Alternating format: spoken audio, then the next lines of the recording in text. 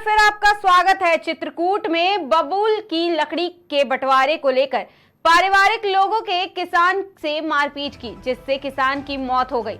सूचना पाकर मौके पर पहुंची पुलिस ने शव को कब्जे में लेकर मोर्चरी भेजकर जांच में जुट गई है। वहीं पीड़ितों ने जब नामजद तहरीर दी, पुलिस ने मुकदमा दर्ज कर आरोपियों की तलाश में जुट गई है। सरदुआ थाना क्षेत्र के चांदी बांगर गांव का मामला बताया जा रहा है।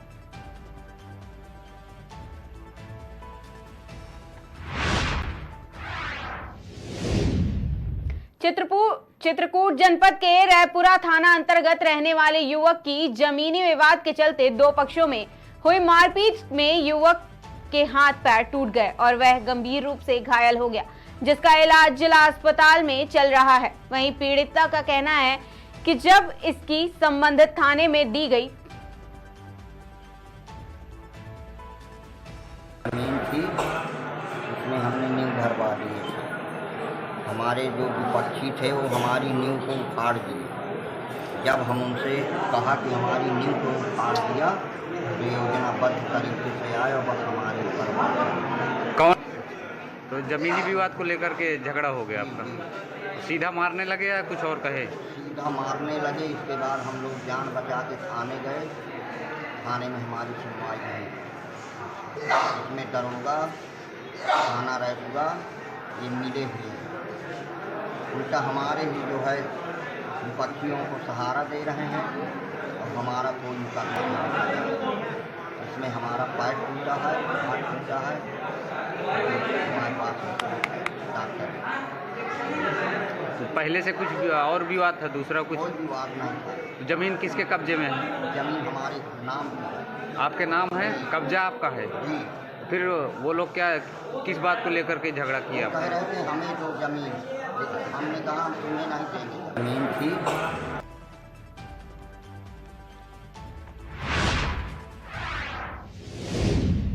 सिद्धार्थनगर जिले के डुमरियागंज के ग्राम खरगौला में देर शाम को अनुसूचित बस्ती में खटिया बतकही कार्यक्रम का आयोजन हुआ। खटिया बतकही कार्यक्रम में मोदी योगी विकास योजनाओं पर चर्चा की गई। वहीं पूर्व विधायक राघवेंद्र प्रताप सिंह ने बताया कि खटिया बतकही कार्यक्रम का आयोजन मोदी योगी सरकार द्वारा शुरू की गई सभी जन कल्याणकारी लाभकारी योजनाओं के बारे में आमजन से बातचीत बीच जागरूकता बढ़ाने के उद्देश्य से किया गया है। के माध्यम से एक तो केंद्र और प्रदेश मोदी जी की सरकार और योगी जी की सरकार के द्वारा जो अनुसूचित वर्ग के लिए बहुत सारी योजनाओं का लाभ दिया जा रहा है, उस पर चर्चा कर रहा हूं। लव जिहाद और धर्मांतरण पर भी लोगों को जागरूक कर रहा हूं। चूँकि जो 70-65 साल में अन्य सरकारों ने नहीं किया, वो भारतीय जनता पार्टी की सरकार ने केंद्र में मोदी और प्रदेश में योगी जी के आने के बाद जो जनता को लाभ मिला है, ये सीधे सीधे आप देख रहे हैं कि बड़ी बड़ी संख्या में खटिया बतकही के माध्यम से, खटिया बतकही के कार्यक्रम में इतनी बड़ी संख्या में लोग उपस्थित हो रहे हैं। तो इसका स्पष्ट प्रमाण है कि उत्तर प्रदेश में योगी और मोदी जी की लहर चल रही है और ये खटिया बतकही सिद्ध कर रहा है कि 2024 में पुनः देश के प्रधानमंत्री मोदी जी बनेंगे और योगी जी का जो जलवा बुलडोजर बाबा का है वो कायम रहेगा। कौरव भी इकट्ठा हुए थे, लेकिन कौरवों का कितना बुरा हाल हुआ था, कोई बचा नहीं था। वही हाल ये होगा कि इस बार सिद्धार्थनगर के नगर पंचायत इटावा में के माता प्रसाद जायसवाल इंटर कॉलेज के प्रांगण में पीस पार्टी का एक विशाल जनसभा का आयोजन किया गया। बता दें कि जिले के इटवा में पीस पार्टी द्वारा संपूर्ण स्वराज रैली का आयोजन किया गया। इसमें मुख्य अतिथि के रूप में राष्ट्रीय अध्यक्ष डॉक्टर अयूब सहित कई पार्टी के राष्ट्रीय अध्यक्ष व प्रदेश प्रभारी मौजूद रहे। बता दें कि इस कार्यक्रम में भारी संख्या में लोगों ने हिस्सा लिया।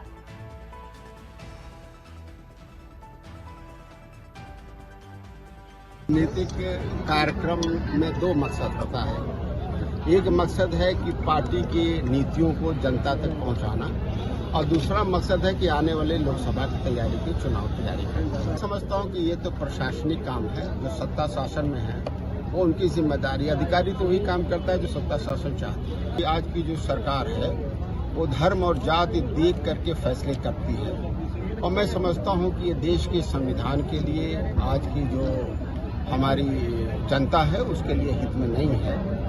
और मैं समझता हूं कि इसका पीस पार्टी इसका विरोध करती है, इसका भर्त्सना करती है। भाजपा के खिलाफ विपक्ष जो है इंडिया गठबंधन बनाकर तैयारी कर रहा है, तो इसमें आपकी पार्टी का क्या रोल है? उनकी तरफ से क्या कहा गया आपको? हमारी पार्टी का ये रोल है कि इस पार्टी और उसके समाज के लोग और कमजोर तबके के लोग अब गुलाम बनने को तैयार नहीं है, किसी को हराने जिताने के लिए तैयार नहीं है। चाहे इंडिया गठबंधन हो, चाहे एनडीए गठबंधन हो या बसपा हो, जो भी हमें सत्ता में और राजनीति में हिस्सेदारी देगा, इस पार्टी और उसका गठबंधन उसके साथ रहेगा। नीति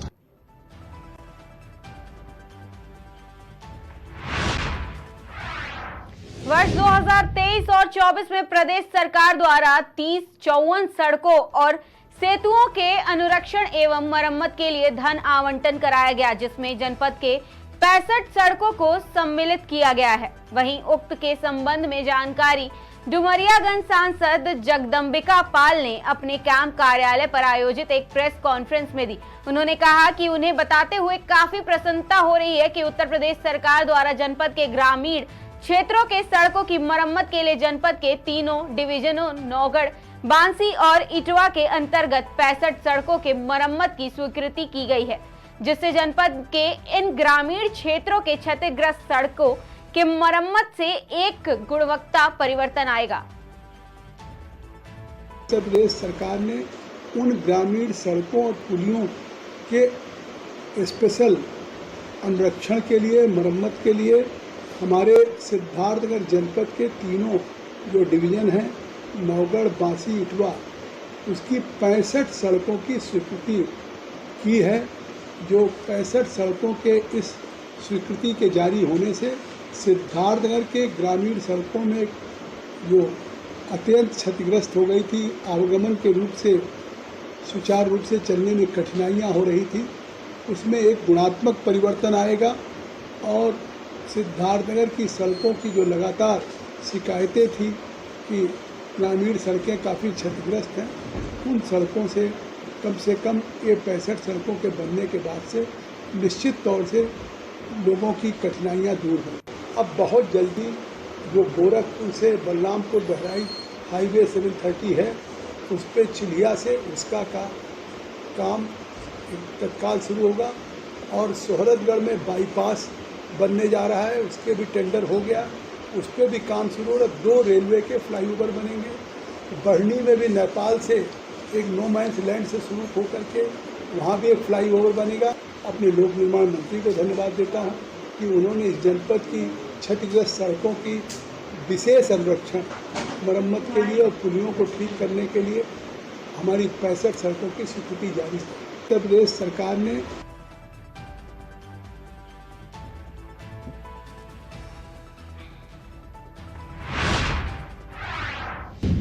लखनऊ पारा कोतवाली क्षेत्र के मोहान रोड फतेहगंज में शॉर्ट सर्किट से चलती बस में अचानक आग लग गई और देखते ही देखते बस आग का गोला बन गई। तो वही बस चालक की सूझबूझ से सभी बस में सवार यात्रियों को सुरक्षित बाहर निकाला गया। बस में सवार यात्रियों ने बताया कि मोहनलालगंज में राधा स्वामी आश्रम में चल रहे सत्संग को सुनने के लिए सभी श्रद्धालु मैनपुरी से आए थे। रविवार को सत्संग सुनकर वापस जाते समय बस में आग लग गई।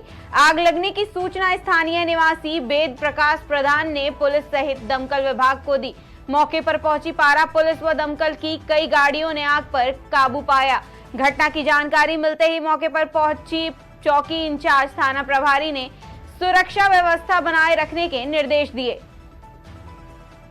हमारे कंट्रोल रूम के द्वारा हमें प्राप्त हुआ कि लगभग वो 6:30 बजे की बस में आग लगी हुई है।